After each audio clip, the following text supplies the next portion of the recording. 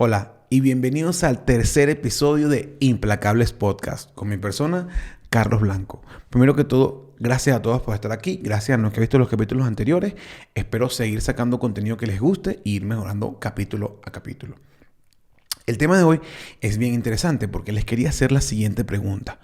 ¿De verdad ustedes conocen todos los datos y toda la información que está guardando su teléfono y todos sus dispositivos digitales de ustedes?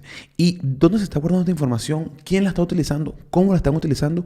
¿Y cómo está influyendo en el mundo esta recolección de datos, luego su análisis para hacer campañas, principalmente campañas publicitarias? Todo se los cuento en el capítulo de hoy. Bienvenidos de nuevo. Muchísimas gracias por estar aquí. Empecemos. Implacable. Un ser indetenible, que pase lo que pase, sigue adelante. Que no se detiene en la búsqueda de sus ideales, que analiza el mundo y las tendencias, porque tiene una sed de conocimiento y una mentalidad de crecimiento constante.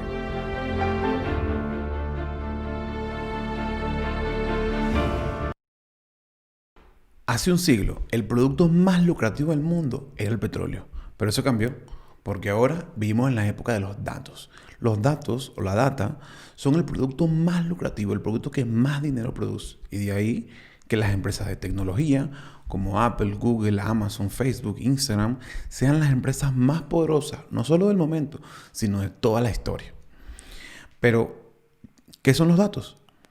Los datos no son más que información histórica. Los datos son una manera estructurada de guardar análisis y resultados de ciertas situaciones, así como todo lo que va pasando en la historia, en nuestras vidas. Una manera estructurada en una base de datos, de manera matemática, ya sea con números o con texto, de guardar la información de lo que va pasando. Pero, ¿por qué son tan importantes los datos? Porque la única manera de predecir el futuro, y lo pongo entre comillas porque no predices a ciencia cierta, pero la única manera de entender qué puede pasar en el futuro es estudiando el pasado, es estudiando la historia. Entonces los datos son el registro de esta historia, de estos datos, y nos permiten predecir, en cierto modo, qué cosas van a pasar, cómo van a interactuar las personas, qué va a pasar en el mundo, cómo se va a mover el mercado de la bolsa, que el Bitcoin si va a subir, si va a bajar. Todo va basado en predicciones basadas en datos, pasa también en las apuestas y en la misma vida de nosotros. Sabemos, una vez que entendemos cómo alguien se comporta o cómo se ha comportado en el pasado, podemos predecir en cierto grado de realidad cómo se van a comportar en un futuro. El tema de los datos ahorita está en auge, en parte, como les digo, por todas estas empresas que se han convertido en gigantes de la industria a raíz de usar los datos, de minar nuestros datos principalmente. Sin embargo, los datos se pueden aplicar en muchas industrias. Por ejemplo, ahorita uno de los temas más importantes en boca de todos es la vacuna del COVID.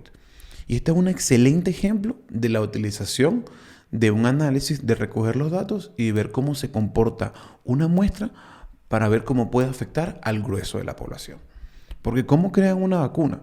Sin yo ser médico, entiendo más o menos que las vacunas se crean con la información histórica de otras vacunas, de otras enfermedades y de cómo ciertos compuestos han interactuado para curar dicha enfermedad.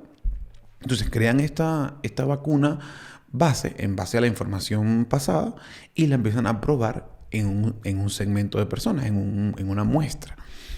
De hecho, no sé exactamente cuántas muestras, qué tan grande ha sido la muestra de todas las vacunas, pero leí que una había sido más o menos como de 100 personas. Entonces, le administran esta vacuna a estas 100 personas y luego de un tiempo empiezan a recoger los datos y los resultados de la aplicación de esta variable en la situación actual, que es el encuentro con la enfermedad del COVID. Luego de un tiempo, estos datos, en caso de ser positivos y ser estadísticamente significativos, podemos extrapolar estos resultados a toda la población. Por eso es que estas empresas prueban con una muestra si los datos son estadísticamente significativos. Para los que no saben, estadísticamente significativo significa que ese resultado es muy poco probable que haya sido por el azar, que haya sido por casualidad que esas 100 personas hayan tenido ese resultado. Esto se prueba con una matemática y una teoría bien pesada de estadística que una vez estudié y me dio todo el miedo del mundo, pero se puede comprobar bajo ciertos modelos si meter esa variable, en este caso la vacuna, afectó de manera positiva y significativamente a la población. Y si es significativamente, podemos esperar que estos resultados, si se aplica a gran escala, obtener más o menos los mismos resultados, porque nunca es exacto. De hecho, las vacunas dicen que tienen las dos primeras dicen que tienen el 95% de efectividad. Leí que hay una en Gran Bretaña que según tiene el 70% de efectividad, pero estos números son en base a estos grupos de prueba. Creo que hay una que también la probaron como en 50.000 personas, ¿no? No tengo los números exactos de las pruebas, pero entiendo que así funciona, porque así funciona cualquier prueba estadística que tú hagas en la vida. Tú pruebas en un conjunto de datos a ver cómo reaccionan y en base a los resultados se puede obtener si el resultado es significativo o no lo es. Entonces, esto es una muestra del gran poder que tiene la recolección y el análisis de los datos. Y con un gran poder viene una gran responsabilidad. Esta fue la primera frase que pensé al pensar en cómo darle mi punto de vista a este tema. Esta frase es curiosa porque la popularizó Spider-Man en sus cómics y en sus películas y así usada en la política, en la monarquía y hasta en la Corte Suprema de los Estados Unidos. Porque es obvio que cuando algo tiene mucho poder, cuando una organización, una persona tiene mucho poder, debe tener una responsabilidad de usar este poder de una manera que ayude al mundo y de una manera íntegra, lo cual muchas veces no es verdad, como se podrán imaginar, porque el mundo no se mueve solo por integridad, se mueve por muchas cosas. Y aunque creo que en esta época de la información hay mucha más gente íntegra, ya sea porque quieren o porque las obligan, porque es mucho más difícil ocultar las cosas, si vivimos en un mundo donde no se permiten cosas que hace 100, 200 o 1000 años eran cosas del día a día, como la esclavitud. ¿Y por qué me acuerdo de la esclavitud? Porque la esclavitud era un ejemplo de cómo el gran poder que tenían unas personas lo usaban a su favor, sin importar las consecuencias que pueden tener en la vida de otras personas. Y me acuerdo porque estoy terminando de ver ahorita una serie de Netflix que se llama El Imperio Romano. Y terminé de ver la temporada de Calígula. Calígula fue un emperador romano que de muy pequeño no tenía nada y llegó a ser el emperador romano. Se los pongo por encimita para no hacerle spoilers si alguien la quiere ver. El punto es que Calígula llegó a un punto que debido a su ego y a su vida tan extravagante, él buscaba, por ejemplo, hacer juegos de gladiadores, templos y estatuas en su nombre, porque él quería que todo el pueblo, el imperio romano, lo viera como un dios en vida. O sea, era súper narciso. Entonces, en pro de lograr todo esto, llegó un punto que el imperio estaba prácticamente quebrado. Se había gastado todo el dinero del imperio en satisfacer sus propias necesidades de su estilo de vida extravagante, de lujuria, de mujeres y de querer infundar en la religión, en su religión, que él era prácticamente un dios, que era el mejor emperador. Entonces, llegó un punto donde el imperio está quebrado y para solucionar esta situación, uno de sus consejeros le dice, mira, hay una ley que se llama la ley de traición. Y esta ley permite al imperio romano a todas las personas que hablen mal del imperio o que de alguna manera u otra dañen el nombre, la imagen del imperio, los podemos enjuiciar. Y si son encontrados culpables, los matamos, o sea, los podemos asesinar y nos quedamos con todos nuestros bienes, repatriamos nuestros bienes. O sea, una versión de hace miles de años de lo que hizo Chávez en Venezuela, robándose, expropiando las empresas del sector privado. Entonces, Calígula, en pro de poder seguir viviendo la vida que tenía y de seguir buscando que lo idolatraran, empezó a aplicar esta ley de la traición a un número gigante de personas. Al principio iba por los integrantes del Senado, que eran las personas más ricas del Imperio Romano, y luego empezó a ir por toda la gente que podía, que él consideraba que tenía algo de dinero. Según esta serie, parece que Calígula, por sus juicios de traición, llegó a matar más de 10.000 personas, que es un número gigante de personas solo porque Calígula, este emperador, estaba en una posición de poder y quería satisfacer sus propias necesidades. Entonces, eso fue un ejemplo que se me ocurrió sobre el poder mal usado, ¿no? En un ámbito que a mí me gusta mucho, que es la historia. Y la verdad es que el Imperio Romano no lo conozco todo a fondo, pero voy a seguir investigando porque me gusta mucho el tema. Pero esta docuserie me llamó la atención porque este ejemplo de poder mal usado lo podemos ver en toda la vida. Y de hecho, ahorita, con el tema de las redes sociales, estuve viendo hace poco el podcast de Joe Rogan en el que entrevista a Elon Musk. Y Elon Musk tiene una empresa que él quiere insertarles un chip a la gente en el cerebro. Y según este chip, los puede curar de enfermedades, los puede ayudar a aprender cosas, una cantidad de cosas, porque te conviertes en medio computadora o no. Te conviertes en un cyborg. Y Joe Rogan le pregunta, ¿pero no estás preocupado de las implicaciones que puede tener que las personas nos convertamos en cyborgs, más allá de ser humanos totalmente orgánicos? Y él dice, Elon Musk, el que, si no lo conocen, es el fundador de Tesla, de PayPal, de SpaceX, hace poco vi que se convirtió en la segunda persona más millonaria del mundo. No sé qué tanto dinero tiene, pero acaba de pasar a Bill Gates y está solamente detrás de Jeff Bezos.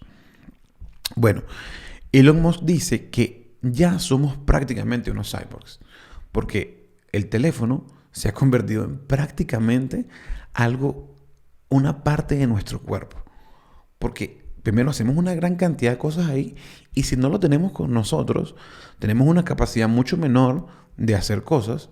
Pero no solo eso, sino que nos sentimos como incompletos. Sentimos como que algo nos falta, como que hay algo que no está bien. Si lo dejamos en casa, es como que nos falta una extremidad.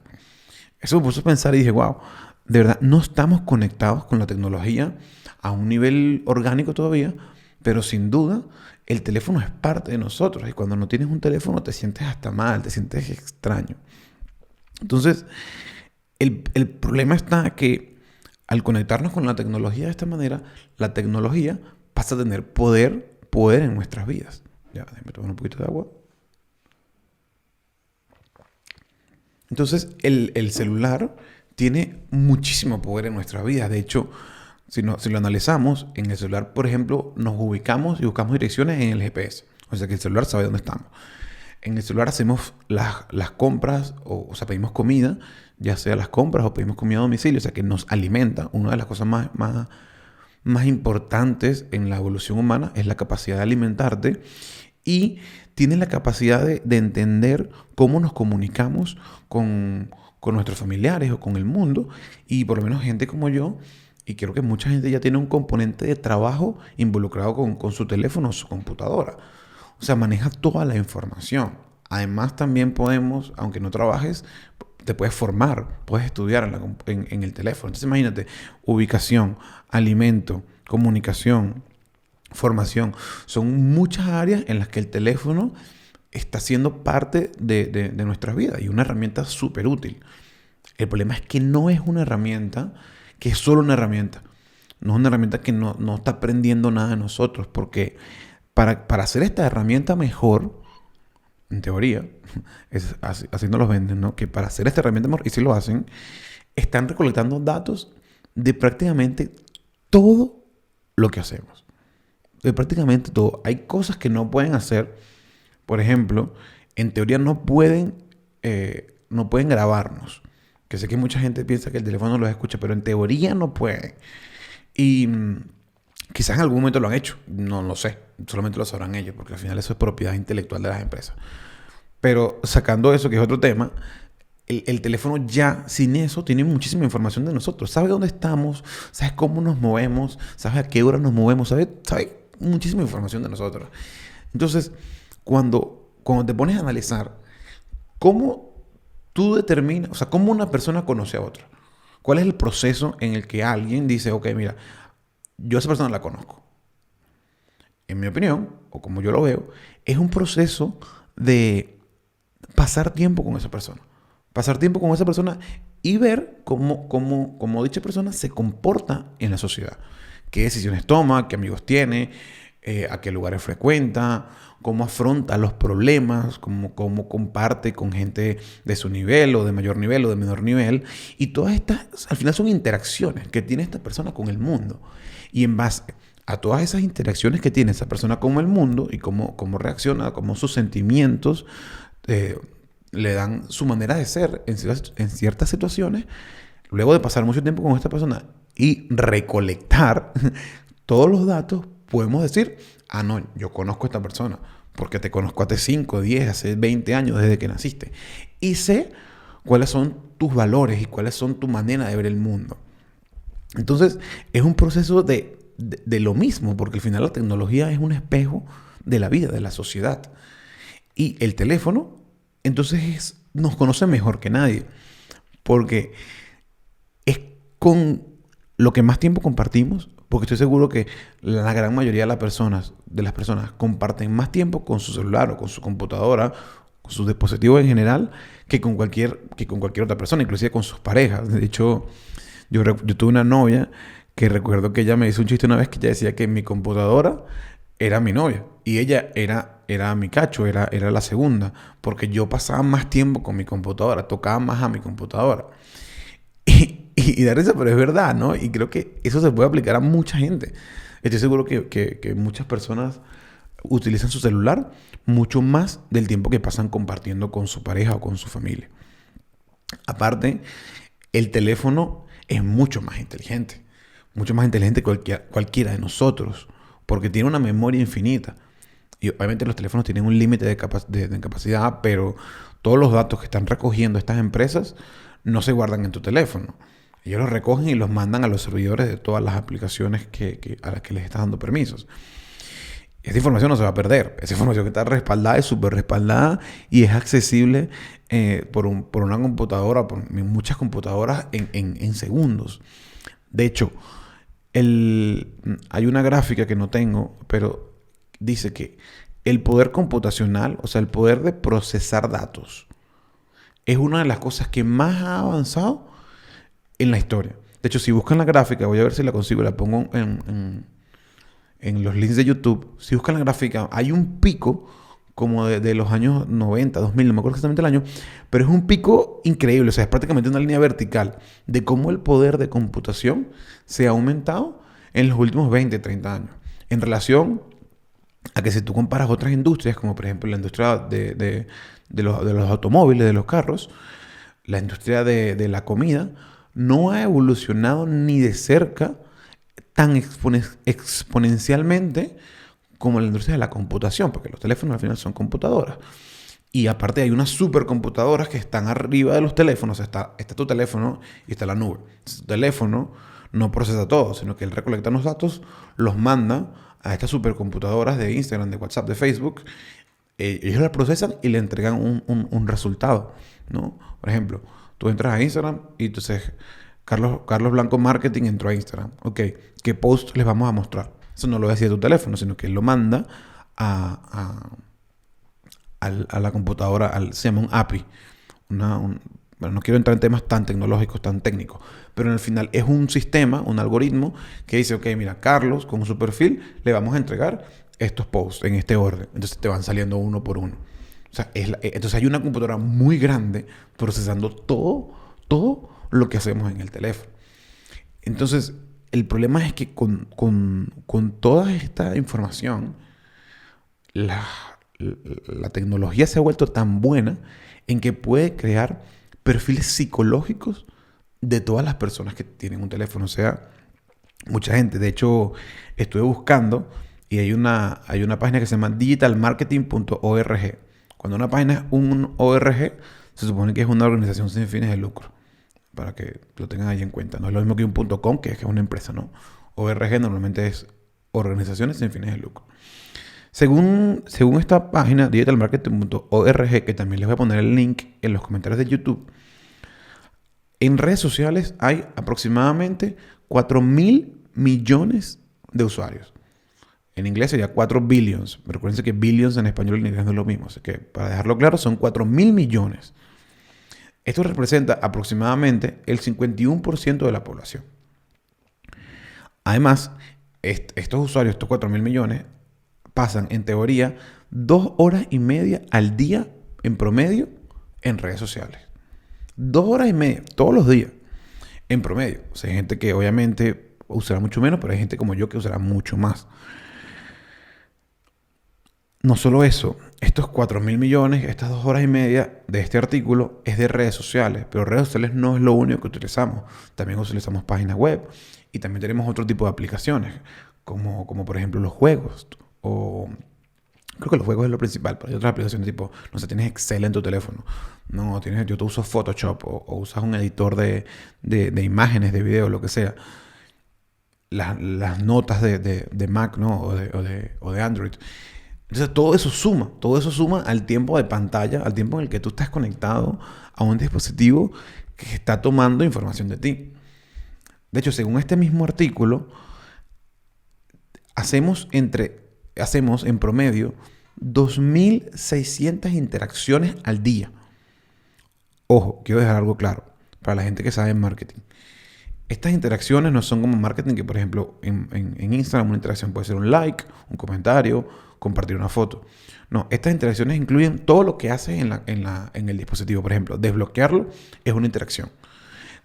Si vas a bloquearlo con una clave, cada vez que tocas un número es otra interacción. Cada vez que abres una aplicación es una interacción. Y también cuenta las otras interacciones de redes sociales como likes, comentarios, todo. Por eso es que el número es tan grande, 2.600. No creo que nadie haga, bueno, seguro hay uno que otro, ¿no? Pero que no haga 2.600 likes en un día, ¿no? O 2.600 comentarios. Hay que verlo, hay que analizarlo, porque de repente que tanto usas WhatsApp. En WhatsApp también yo puedo mandar muchos mensajes. Yo trabajo mucho con el teléfono y trabajo mucho con gente que no está aquí en Madrid, gente que está en México, en Venezuela, en Estados Unidos, en Alemania o en Austria. Y me contacto con ellos principalmente por WhatsApp o por correo electrónico, ¿no? O sea que también escribo bastante al día. Y bueno, cada quien es distinto. Lo que pasa es que este es mi trabajo y por eso creo que yo estoy más conectado que el promedio. Pero digamos que son 2.600. 2.600 por un año son casi 1.000.000 de interacciones. 1.000.000 de veces es muchísimo que estamos haciendo algo con el teléfono. Y cada vez que haces una de esta interacción, eso se podría convertir en un data point, en un punto de datos, una línea en una base de datos de nosotros y de las cosas que hicimos, ¿no? Por ejemplo, diste un like, entonces ese like se guarda. ¿Dónde lo hiciste? ¿Y dónde me refiero? A la ubicación geográfica de dónde lo hiciste. ¿A qué cuenta lo hiciste? ¿A qué hora lo hiciste? ¿En qué dispositivo lo hiciste? ¿En qué versión? ¿En qué aplicación? Obvio, ¿no? Pues si es Instagram, ¿no? Pero solo en qué versión de la aplicación lo hiciste. ¿Hasta en qué altura? ¿Cuánto tiempo tenías viendo la aplicación, el post, la imagen, el video, lo que sea, antes de darle like? Entonces o sea, por cada una de esas interacciones nos agarran muchos datos. Entonces imagínate, si tienen 1.000.000 de opciones, que 1.000.000 es muchísimo, que de ese 1.000.000 agarren solamente un 1%, ya tienen, y cada año, ya tienen muchísimos datos de nosotros. Y este es un experimento social. Las redes sociales son un experimento que tiene muchos años. No me sé los años exactamente en que nació cada red social, pero estamos claros que hay muchas que tienen más de 10, 20 años, ¿no? Sobre todo Facebook, ¿no? Que fue la que rompió el hielo. No fue la primera, pero fue la que creció más, la que supo utilizarlo mejor, ¿no? Entonces, bueno, está claro que las redes sociales y todas estas empresas, nuestro teléfono nos conoce casi que mucho mejor que cualquier persona con la que compartimos día a día. Ay, un segundo, estoy tomando agua otra vez. Entonces, ¿en qué influye? ¿En qué influye que nos conozcas también? Conocimiento es poder, gran responsabilidad, como venimos hablando. Y les quiero echar un cuento. En el 2018, el New York Times y The Guardian, que son dos periódicos estadounidenses, hablaron sobre una de las fugas de datos más importantes, debe ser la fuga de datos más importante de toda la historia. Una fuga de datos de Facebook, en la que según ellos se habían robado un tercero al menos 50 millones, los datos de 50 millones de usuarios. 50 millones de usuarios podrá no sonar mucho, pero acuérdense, como les comenté en el tema de la vacuna, que una muestra y después extrapolas, ¿no? O sea, y 50 millones ya es un gentío, ¿no? No es tanta gente en comparación a todo el mundo, pero ya es una cantidad brutal de gente. Y ¿Quién roba Facebook? ¿Cómo roban a Facebook? Porque en realidad no fue que lo robaron, no lo pongo entre comillas, porque al final yo estoy seguro que Facebook supo en su momento que esto se podía hacer, ¿no? De repente los agarró por sorpresa, pero no creo. Yo creo que ellos estaban bastante claros de más o menos cómo se estaba moviendo la cosa. Solamente que en ese momento no le daban tanta importancia a eso, porque no había un tema social detrás de proteger los datos, de las leyes de protección de datos que hoy en día están súper fuertes aquí en Europa e inclusive en Estados Unidos y Latinoamérica. Entonces, la persona que puede minar puede ser un buen término, de minar la información de Facebook, son desarrolladores, porque Facebook es una plataforma que es como un software base. Y ese software base, como tu teléfono, que viene viene con pocas aplicaciones. Y luego tú le vas metiendo pedazos de software de otros desarrolladores, de otros programadores. Como tu teléfono. Tú tienes tu teléfono básico y si tú quieres Instagram, tú le instalas Instagram. Entonces Facebook es como que fuera también una computadora a la que le vas a instalar programas que los ofrecen otros desarrolladores. Uno de los más famosos, me acuerdo, hace unos años, hace bastantes años, no recuerdo cuánto, eran los test de personalidad. Entonces, era un test que eran una serie de preguntas que te iban a decir, bueno, mira, tú eres más introvertido, más extrovertido.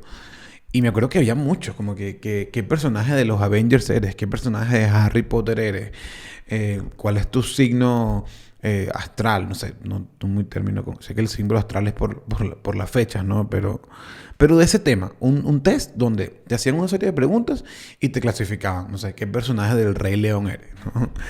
Que al final es algún desarrollador como yo que se inventó una escala solamente para entretener, porque la verdad sí es entretenido, pero te están minando o sea, toda esa información que tú estás dando en las respuestas la están guardando, pero no solo están guardando esa información, también están guardando la información de tu perfil. Entonces, Carlos, un hombre de 29 años que le gustan los podcasts y le gusta la programación, respondió que es más introvertido, que le gusta ver películas y una cantidad de cosas que van creando todo ese perfil psicológico digital de quién es Carlos. Entonces, este profesor es un profesor universitario de Cambridge, hizo uno de estos tests. Y estos tests, según lo logró que lo respondieran 300.000 personas en todo el mundo. Lo más interesante de este test, y la verdad que el tipo era una mente maestra diabólica, es que cuando tú aceptabas el test, en los términos y condiciones que nadie lee, porque vamos a estar conscientes que nadie lee esa vaina, habrá un porcentaje mínimo de la población que se habrá leído uno, aparte son unos textos casi inentendibles. Decía que ellos te iban a tomar la información del test, pero no solo eso, iban a tomar toda tu información, tanto pública como privada, como tu correo, tu edad, tu dirección, los likes que has hecho, el feed, o sea, todo la historial de post que estás viendo, pero no solo de ti, inclusive de tus amigos. Entonces, si alguien que era tu amigo descargó la aplicación, tú, sin haber aceptado los términos y condiciones, te están robando también toda tu información. Y ahí es donde estaba el problema. Por eso es que es tan poco ético. Porque la persona que aceptó, bueno, ya aceptó, y si tú aceptas que te roben, bueno, te robaron, ¿no? Pero también estaba atacando una cantidad de personas que no tenían ni idea de lo que estaba pasando. De hecho, parece que este test, estos números obviamente nadie está seguro porque ellos al final nunca dieron la información completa. Se lo dieron según como a 300.000 personas. Pero imagínate, 300.000 personas por la cantidad de amigos que tienes. Por eso que decían que era 50 millones. Y otros artículos dicen que puede ser hasta 80, 90 millones de datos. Que como les digo, es muchísimo. Y todo en una súper inofensiva, una cosa que parecía súper inofensiva, que era una encuesta de Facebook. Entonces, sentamos el primer problema de estos datos es que fueron robados, tomados de manera medianamente ilícita, ¿no? La mayoría fueron ilícitas porque fueron de la gente que no aceptó.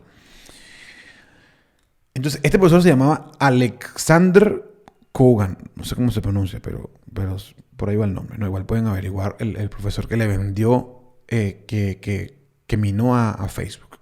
Entonces, este profesor Kogan agarra y le vende estos datos a una empresa que se llama Cambridge Analytica. Que si no lo han escuchado, Cambridge Analytica es una empresa de recolección y análisis de datos para crear campañas electorales.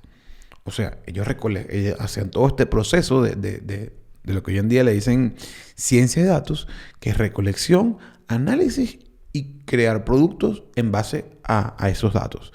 Y uno de sus eslogans era que ellos podían cambiar el comportamiento de los votantes. Entonces imagínate, es algo bien pesado, porque está claro que las elecciones rigen muchísimas de las cosas que pasan en el mundo.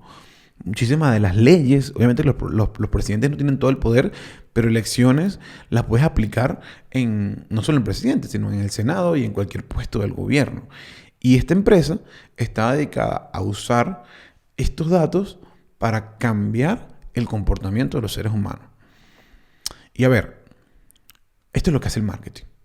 Al final el marketing incita comportamientos. Yo le hago marketing Apple le hace marketing a los iPhone en pro de crear una imagen de la marca, como hablamos en el primer capítulo, para incitar a que tú compres el producto. Y está bien. No está mal el marketing. El marketing tiene la verdad, tiene muy buenas versiones. Yo hago marketing, yo soy un profesional de marketing. Y, como te digo, hay marketing bueno y hay marketing, no digamos bueno, digamos hay marketing íntegro y hay marketing que es claramente no íntegro. Entonces, este marketing, la primera parte, que es tomar datos sin el consentimiento de la gente, es el primer strike, la primera falla de Cambridge Analytica, ¿no? Entonces, la segunda falla es que el escándalo se revienta. Este escándalo de la fuga de datos revienta el escándalo de Cambridge Analytica y revienta a su vez la elección de Trump en el 2016. Y aquí nos vamos a meter un poquito en política, que no tenía muchas ganas, pero bueno, la política, las redes sociales y el internet influye mucho en las decisiones de política del mundo, porque al final es información, ¿no? Eso es lo que hace la tecnología. Ayudar a exponenciar y a facilitar los medios de comunicación. Entonces, se revienta el rollo, el problema de que Trump utilizó a Cambridge Analytica en el 2016. Entonces, este es un buen momento para ahondar un poquito más en cómo funcionan las redes sociales. Las redes sociales como hacen todo el proceso de recolección, análisis de datos. Pero ¿para qué lo hacen? Ellos lo hacen en pro de determinar cuáles son los gustos de los usuarios, ¿no? Entonces, ellos están recolectando toda la información de todo lo que tú haces dentro de la red social, likes, comentarios, shares, lo que sea, tus amigos, tu ubicación, todo, pero con el plan de dos cosas, ¿no? El primero, de ponerte el contenido que a ti te gusta. Porque si, por ejemplo, yo estoy investigando sobre el gimnasio porque quiero hacer una rutina nueva o me quiero comprar una proteína, entonces las redes sociales, y con redes sociales me refiero a todas, como Instagram, Facebook, WhatsApp, YouTube, que es considerado una red social, Pinterest, Twitch, LinkedIn, y también en los buscadores, que básicamente hay uno solo, porque los demás casi no importan mucho, que es Google. Y no solo Google, sino toda la red de anuncios de Google en páginas, que eso también se lo voy a explicar ahorita. Entonces, ellos recolectan todas las acciones que tú haces en todos estos medios de comunicación para determinar qué te gusta a ti y poder ponerte contenido que te guste, con el que de verdad tú interactúes, ¿no? Entonces, cuando tú entras a ver un video, un post, un artículo, te van a poner recomendaciones de cosas que van ligadas a tus gustos. Y todo en pro de que tú pases cada vez más tiempo en esa plataforma. Por ejemplo, si tú en YouTube ves un video de cómo hacer podcast, digo porque son los ejemplos que se me vienen ahorita porque son los últimos que he visto, te van a salir más videos de cómo hacer podcast. O, por ejemplo, si yo veo muchos podcasts, no muchos, pero consumo podcasts regularmente, ¿no? Y un segmento de los podcasts que consumo son los podcasts de venezolanos, como los que yo más veo son Escuela de Nada y bla, bla, bla. Veo otros a veces, El Hueco me gusta, pero principalmente bla, bla, bla y Escuela de Nada son los que escucho regularmente, ¿no? Entonces, Yo los escucho o en YouTube o en Spotify la mayoría de las veces. Entonces, pongamos el ejemplo de YouTube. YouTube sabe que Carlos Blanco, con su correo, es una persona de 29 años que vive en Madrid, que vive no solo, que vive en la calle tal, porque tienen las coordenadas de GPS, que escucha podcast venezolano. Aparte de las mil otras cosas que sabrán de mí, ¿no? Entonces, eso es un nicho de mercado. Yo soy parte de un nicho de mercado. Yo soy parte de los venezolanos que viven en Madrid, que escuchan podcast de venezolanos.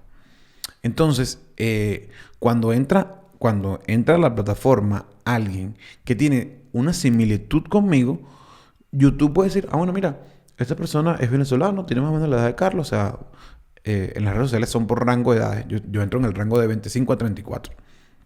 Esta persona está en el rango de edad de Carlos y tiene unos gustos parecidos. Bueno, mira, de repente le gusta este capítulo que se vio completo de bla bla bla de Led Varela.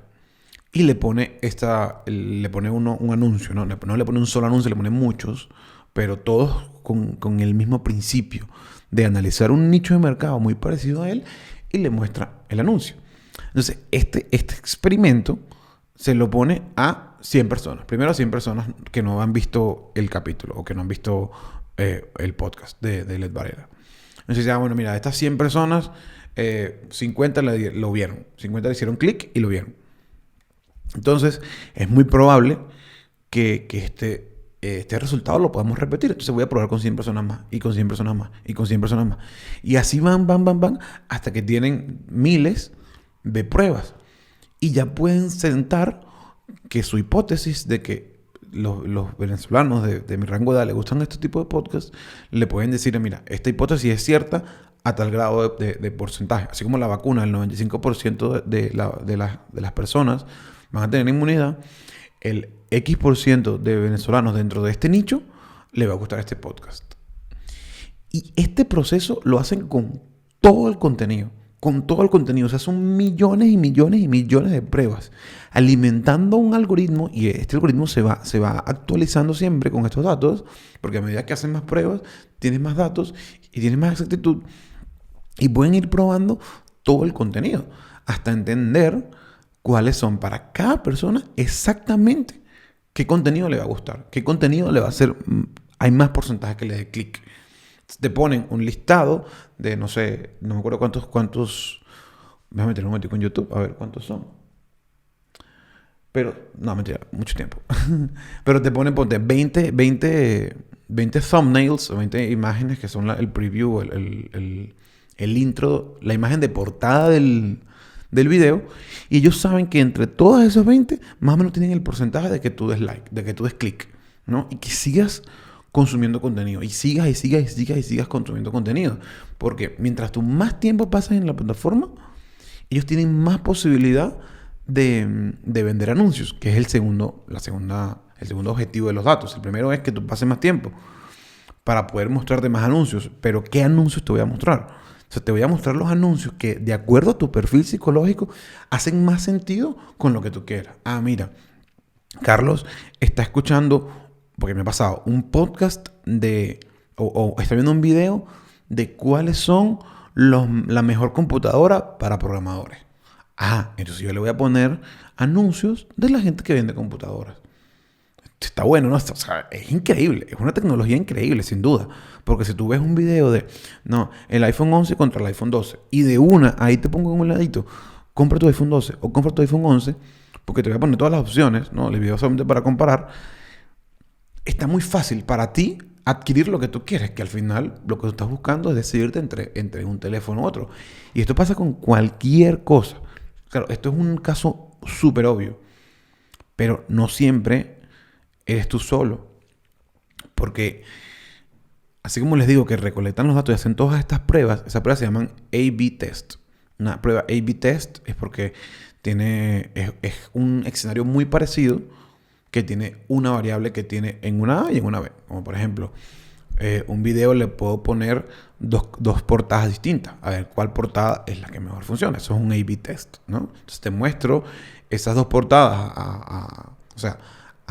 a 100 personas, a la mitad le pongo esta portada, a la mitad le pongo esta otra portada. A ver, de esos 50, ¿cuál es la portada que recibió más clics? Entonces ya sé que si la portada A recibió más clics que la portada B, la portada A es mejor en conseguir clics que la portada B. Y esto es una súper simplificación de cómo funcionan las redes sociales, ¿no? Pero entonces las redes sociales están buscando, uno, que te hagas adicto, y dos, mostrarte cosas que hagan clic contigo, que hagan sentido con tu personalidad y con tu manera de ser. Entonces volvamos al tema de Trump. Trump agarra estos 50 millones de datos y los analiza para descubrir cuáles son las personas que son más vulnerables, que son más crédulos y tienen la capacidad, o sea, están más como en el borde de entre un candidato y otro. No están tan seguros. Habrá gente que consumirá contenido muy demócrata o contenido muy republicano y ellos saben que esos lo más probable es que no los puedan convencer. Pero eso los pueden ayudar a que les pueden mandar anuncios de, como por ejemplo, busca en tu comunidad cuáles son las personas que no están tan convencidas o habla de este tema. O sea, porque son como los más fanáticos, ¿no? Y son los que están en el extremo más fanático. Y los que están en el extremo más cerca de cambiarse, los puedo bombardear con contenido que los ayude a los temas que a ellos les importan. Porque eso se hace como una cosa que se llama microtargeting, que busca un nicho de mercado muy pequeño para entender qué tema es el que a ti más te hace ruido. Por ejemplo, Hillary Clinton tuvo un escándalo que según ella era parte de una red de pedófilos en Estados Unidos que se llamaba Pizzagate. Y esta red lo que hacía era proporcionar menores a los más millonarios y poderosos de los Estados Unidos. Entonces, si tú eres una persona que ha visto muchos anuncios de Pizzagate, significa que estás ahí como que medio odiando a Hillary porque estás investigando. Antes yo te bombardeo con anuncios de Hillary es mala, Hillary es corrupta, Hillary es lo que sea, bla, bla, bla. ¿No? Entonces, este es el segundo problema de la campaña de Trump. El segundo problema de que, porque no es íntegra. Porque primero, usas datos que fueron tomados de forma ilícita. Y segundo, en vez de construir en tu imagen, lo que buscas es destruir la imagen del otro candidato. Y parece que Cambridge Analytica, que era la empresa que hacía estas campañas, estaba muy ligada a hacer este tipo de campañas publicitarias destructivas, según hasta en 100 países. En 100 países, que también voy a buscar la lista, voy a ver si se las dejo en YouTube. Pero, claro, porque no son solo presidentes. De hecho, se supone que Cambridge Analytica, una de las primeras que hizo fue la de Ted Cruz en Estados Unidos. Y no recuerdo ahorita los otros países, pero en elecciones de cualquier tipo, en votaciones de cualquier tipo. Me acordé. De hecho, por lo menos en el Brexit parece que también fueron importantes en la campaña del Brexit. Había una página que se llama leave.eu. Es como que vete punto de la Unión Europea, ¿no? Entonces, Trump hace esta campaña con datos ilícitos y de manera destructiva. ¿Y cómo hace esta campaña? Lo que les quiero explicar rapidito. Tú a Facebook... En Facebook todos tenemos la capacidad de usar sus herramientas de segmentación. Porque es una herramienta pública. Tú te creas una página de Facebook o del Facebook normal. Hay una parte que se llama Facebook Business, que son herramientas como más para negocios. Y te permite usar la segmentación de códigos postales, de intereses, de edades, del sexo, de una cantidad de cosas, ¿no? Entonces... Pero una que hace Facebook es que yo le puedo decir a Facebook, mira, yo recogí en mi página web una lista de una cosa que se llama leads en marketing, una lista de contactos. Entonces yo tengo una lista de 100 personas, 1000 personas que yo quiero conseguir personas con las características muy parecidas a esto. Entonces Facebook agarra esta lista de contactos, las mete en su base de datos, las coteja con la información que tiene de estas personas que muy probablemente estén en Facebook, y sobre todo si es que Trump, que se las robó de Facebook, o sea, ya saben que están en Facebook, y Facebook consigue unos nichos de mercado, muchísimos nichos de mercado que tienen similitudes con los nichos de mercado que tú le estás proporcionando con tu lista de correos. Entonces Trump y Cambridge Analytica agarran estos nichos de mercado y dicen, no, mira, a las personas que tienen más o menos esta característica, que son los crédulos, le vamos a poner esta publicidad. A estos que son los fanáticos, le vamos a poner esta publicidad.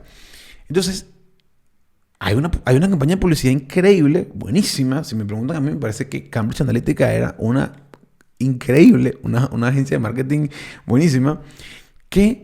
Pero ¿qué problema? Utilizó datos obtenidos de manera ilícita y los utilizó en un tema que para ese momento no estaba regulado, que era anuncios de tema político. Y en vez de ser una campaña constructiva, la hizo una campaña destructiva. Porque según este mismo documental, en 2008, Obama fue uno de los primeros presidentes en usar las redes sociales para hacer campaña política. Pero, al parecer, Obama utilizó las herramientas públicas de Facebook y su campaña era una campaña más transparente, una campaña más de, mira, yo soy Obama y soy bueno por X, Y, Z, ¿no? En cambio, Trump, siendo un poquito más Trump, lo utilizó de otra manera. Ya que quiero hacer un inciso, quiero que nos paremos un momento porque quiero dejar algo súper claro. Yo, en este momento de mi vida, en 2020, no soy pro-demócrata ni pro-republicano. ¿Por qué? Porque creo que, y es una de las cosas por las cuales estoy tocando este tema, creo que para hablar de un tema y para dar una opinión que puede tener cierto nivel de influencia en ciertas personas, porque todo lo que escuchamos tiene una influencia en nosotros, eso se lo repiten muchas veces, tienes que saber mucho de ese tema, mucho, mucho, mucho. Y yo considero que yo sé un poquitico, un dedo de profundidad de política, porque en general no me gusta la política, pasa que es un tema importante y es un tema del que no te puedes escapar. Yo recuerdo en 2016 yo estuve en Estados Unidos y justo dio en el tema, en la época de las elecciones. Yo estaba de vacaciones, estaba de trabajo. Estuve como 3 semanas y en esas 3 semanas las elecciones cayeron como en todo el medio, ¿no? Y recuerdo que las noticias y todo el ambiente y la gente en la calle cuando hablaban de política era como que es imposible que Trump gane. Es imposible que Trump gane. Porque ¿qué pasa? Trump es un showman. Trump es una persona pública que venía haciendo carrera de ser famoso. Y de ser famoso por ser famoso, no ser famoso por sus opiniones, ¿no? Y por ejemplo, yo era muy fanático de El Aprendiz. Que El Aprendiz, para los que no conocen, en inglés The Apprentice, era un show de reality, lo pongo también entre comillas, porque el reality ya yo creo que es más mentirality que reality. El Trump agarraba y metía no me acuerdo cuántos eran, pero ponte 20 gerentes de empresas pequeñas relativamente exitosas. Los dividía en 2 grupos y les iba poniendo semana a semana proyectos. Me acuerdo ahorita uno que era un stand de café en un centro comercial o en una plaza. Y el que vendiera más café era el ganador, se ganaba un premio. Y los perdedores iban a una sala de conferencias donde Trump votaba a uno. Y entonces así se iba eliminando la competencia, ¿no? Entonces cada semana iban sacando a uno, ¿no? Y está la frase súper famosa esa de "You're fired", estás despedido, en la mesa y en el salón donde él los despedía, que la verdad a mí me parecía súper entretenido. Me encantaba, de hecho, la musiquita al principio que decía algo así como que "Money, money, money, money, money". No sé si eso les recuerda un poquito, ¿no?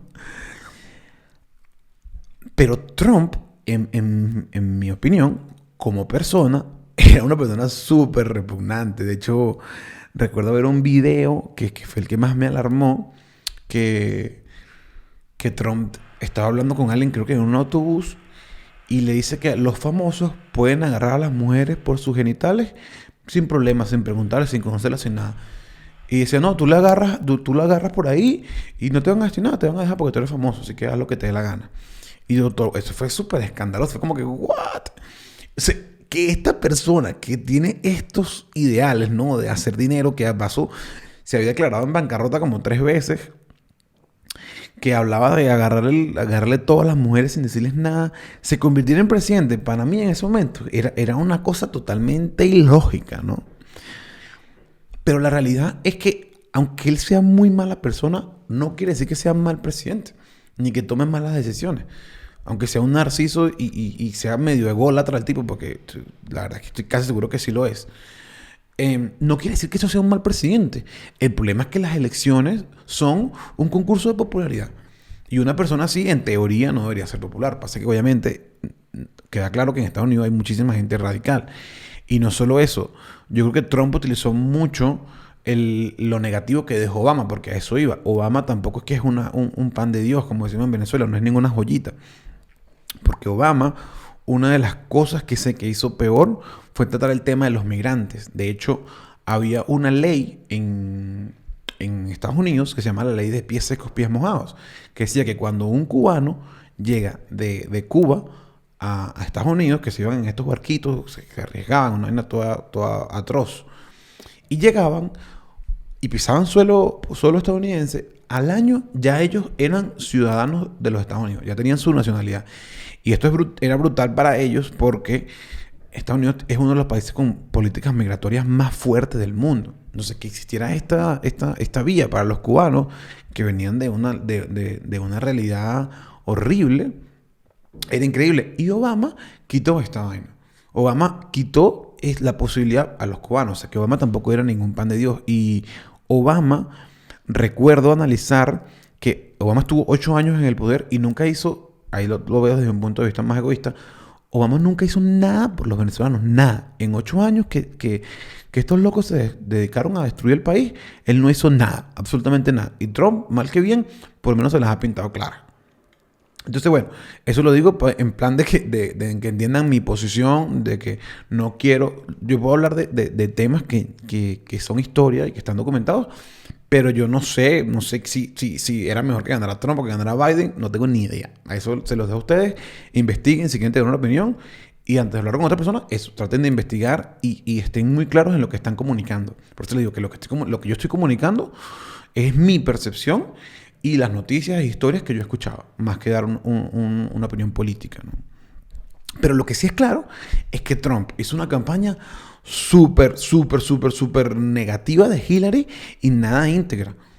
Entonces, esto demuestra el poder que tienen las redes sociales en la vida, porque obviamente no creo que con esta campaña hayan convencido a un número, no creo que ni a 10% de la población. Seguro fue un porcentaje mucho menor. Pero, como vemos en la campaña de Trump-Biden, unos miles de votos pueden decidir toda la elección. Porque si no saben cómo funcionan el colegio electoral en Estados Unidos, es por estados. Y cada estado tiene una elección interna. El que tenga más votos en ese estado, le das una cantidad de puntos al candidato. Y los candidatos tienen que llegar a 270 puntos, si mal no recuerdo, para ser el presidente. Pero no es que se suman los votos de todo el país. Se suman los votos es por estado. Y cada estado le da una cantidad de votos al presidente, que según estoy investigando es en base a la población que tenga. Mientras más población, dan más votos. Pero lo dice por encimita. La verdad que habría que investigar de verdad bien cómo llegaron a ese sistema distinto. Y por eso es que hablan de una cosa que se llama el voto popular, que el voto popular es como hacemos en nuestros países, como en Venezuela, que el que tiene más votos. Entonces, esos pequeños cambios de miles de personas pueden hacer mucha influencia en un estado de estos que son casi prácticamente mitad y mitad. De hecho, las elecciones en Estados Unidos ahorita son casi que 51-49%. O sea, es prácticamente nada. Entonces, imagínate si tú cambias 1%. Si le quitas 1% a Biden y se lo pones a Trump, entonces estarían 50-50%. Entonces, por eso es que estas campañas de publicidad fueron tan potentes y por eso creo que Cambridge Analytica era una de las empresas de marketing más importantes del mundo. Y según Cambridge Analytica, estaba gastando en la campaña de Trump $1 millón al día en anuncios, al día. Y todo en microtargeting, en pequeños segmentos de la población que le importaban cierto. Por ejemplo, a ti te importa más la educación, nos metemos por educación. A ti te gusta más, no sé, en los temas de verdes, de energías renovables, te hacemos energías renovables. Te importa más la parte de corrupción, te metemos a corrupción. Te importa más, o sea, le haces más clic a los temas de pedófilos, entonces te meto el tema de pedófilos. Y esto es un claro ejemplo de que las redes sociales son un gran poder. Pero así como un gran poder, debería haber una gran responsabilidad. Y yo sí creo que es lo que ha pasado en los últimos años a raíz de este escándalo, que hay una regulación más fuerte sobre las cosas que puedes hacer o no puedes hacer en redes sociales, sobre todo en temas tan importantes. Porque si van a usar mis datos para venderme esta computadora, para adelante, no importa. Yo veo la publicidad de la computadora o de las cosas que yo estoy buscando, que me interesan en un momento. Pero cuando tocan otros temas, entonces ahí es cuando se pone más fuerte la cosa. Y una de las cosas más importantes de entender es que a los seres humanos los mensajes negativos se nos pegan más que los positivos.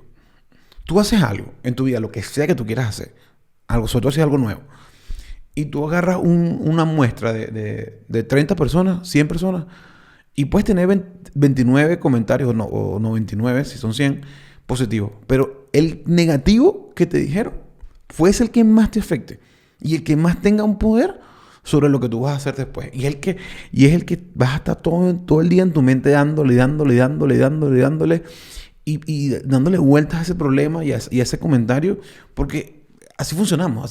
Las cosas negativas nos hacen más ruido, ¿no? De manera default, ¿no?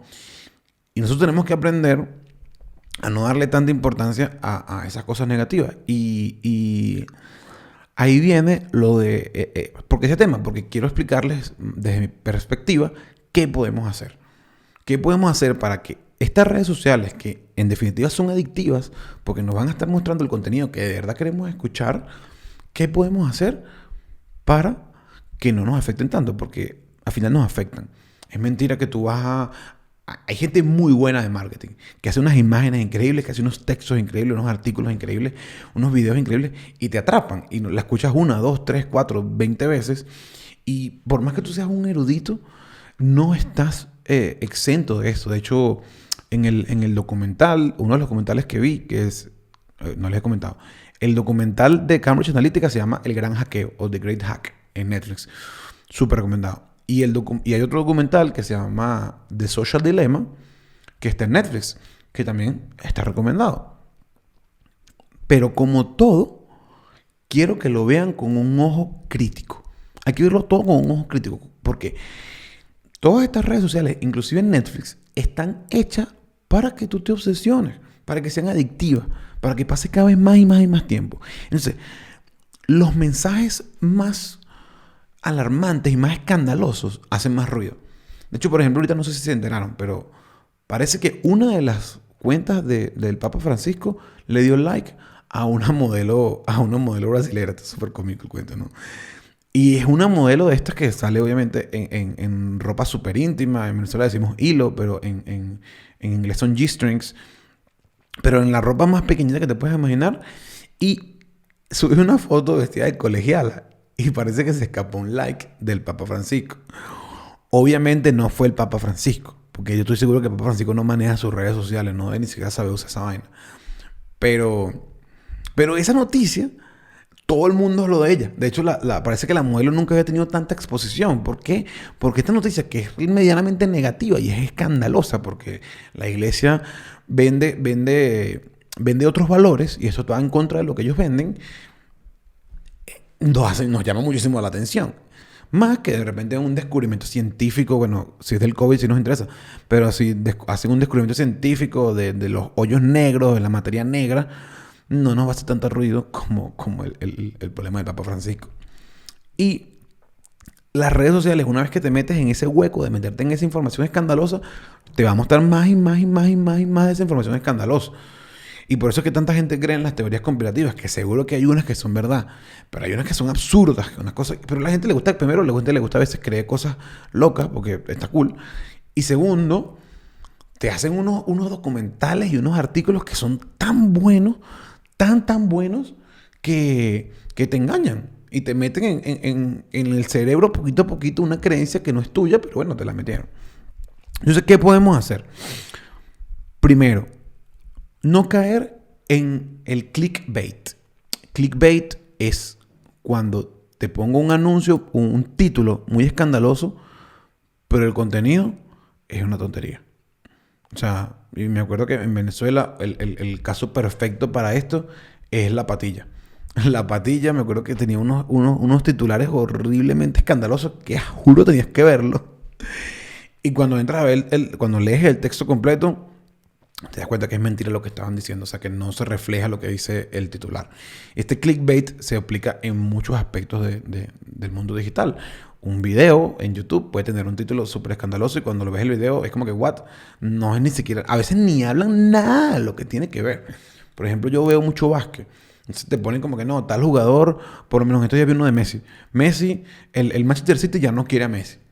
Y tú como que, wow, Messi no se va a ir para el Manchester City porque él se quiere ir al Barcelona y toda la cosa. Y cuando lees el artículo es que hay un periodista que según él, el Manchester City ya no quiere a Messi. Entonces, hay una separación, hay como un hueco de información entre el título y el contenido. Lo segundo es no ser crédulos. Así un artículo esté súper bien redactado, primero tenemos que saber cuál es la fuente. O sea, es súper importante saber cuál es la fuente. Cuando alguien me dice a mí un tema, yo le digo, ¿cuál es la fuente? ¿Dónde lo leíste?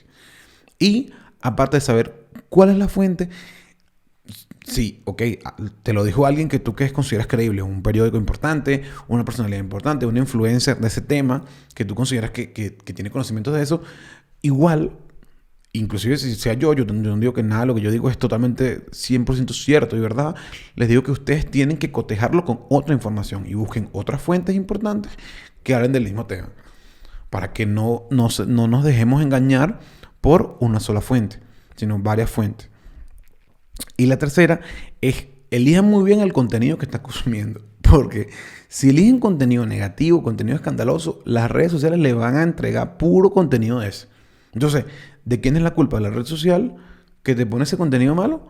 ¿O es tuya que estás eligiendo elegir ese contenido y simplemente te está mostrando más de lo que tú quieres ver? De hecho, cuando salió el escándalo de Cambridge Analytica, los líderes de tecnología más importantes como Mark Zuckerberg, el de Facebook, como Jack Dorsey, el de Twitter, y como Larry Page, el de Google, fueron llamados al Senado de los Estados Unidos. Y la verdad que una de las cosas más cómicas de eso es que nos dimos cuenta que los senadores no sabían nada de redes sociales, nada de tecnología. Porque le preguntaron a Facebook, mira, pero ¿y cómo es que hacen plata ustedes? Y Mark Zuckerberg como que, bueno, mira, nosotros tenemos un sistema donde vendemos publicidad. El tipo como que, ok.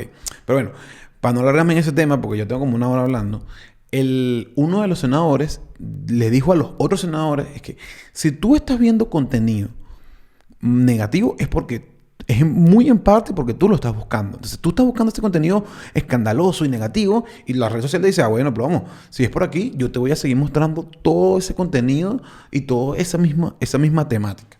Entonces, para resumir, no caigan en clickbait. Si ven un texto, un título escandaloso, lean el artículo completo. Segundo, no sean crédulos. Busquen fuentes importantes y cotejen esa fuente con otra fuente. Y de último, léanse contenido bueno, léanse contenido, no contenido que nos embasure la mente. Porque al final, mi idea con este tema es que la gente común, nosotros, que no somos presidentes ni somos jefes de tecnología importantísimos, entendamos cómo funciona y cómo podemos nosotros mismos protegernos y a nuestros conocidos de contenido que va a ser una influencia negativa en sus vidas. Y bueno, eso es todo por el tema de hoy. La verdad es que me alargué mucho más de lo que creía. Este tema ya lo había grabado una vez antes de esto, pero no me gustó cómo quedó. Y creo que me faltó un poquito de estructura. Lo hice como que más al aire, más yo hablando nada más. Y puede ser difícil estructurarlo. Pero bueno, no me quiero alargar en la despedida. Muchas gracias, muchísimas gracias a todos los que ven el podcast, a todos los que ven mis redes sociales y me hacen sus comentarios, sus críticas constructivas. Les repito, si me quieren ayudar, la mejor manera de ayudarme es seguirme en redes sociales, darle like y darle salvar a mis publicaciones y seguirme en Spotify, si lo están viendo en Spotify, suscribirse en YouTube, si están viéndolo en YouTube, y dejarme comentarios en YouTube. La verdad que lo agradezco mucho. Todas las interacciones que hagan, que lo compartan con sus amigos, me ayuda muchísimo. Gracias de nuevo a todos.